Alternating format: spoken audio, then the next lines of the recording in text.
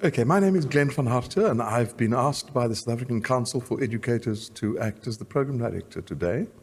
Great honor, because it is a matter close to my own heart. I am a former director of education for Metro South Education District, and now I serve as a lecturer for new teachers coming into the profession. So my involvement here is very apposite and correct, because it allows me to feed back into those people who are not in the profession yet to come in. So the issues that I find most interesting and refreshing about the conference is really to say that we cannot separate rights, responsibilities, and safety, nor is there any hierarchy in those three.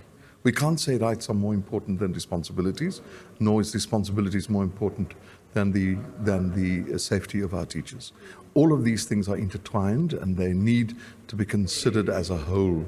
And I think that one of the comments made by one of the speakers, which said that teachers teach in the same environment that learners learn. And if that is the case, then we have to take cognizance of it. Dr. Owen Kinnis, of course, stirred the cat among the pigeons by talking about putting cameras and CCTV cameras in playgrounds, because children who know that they are being watched and who are being cared for might regulate their own behavior. And I think that's a conversation that we need to have. While it might argue against our personal freedoms, we need to ask the questions, at what cost are those personal freedoms? And so the conversation is an important one for all of us. Our children cannot learn if they are terrified.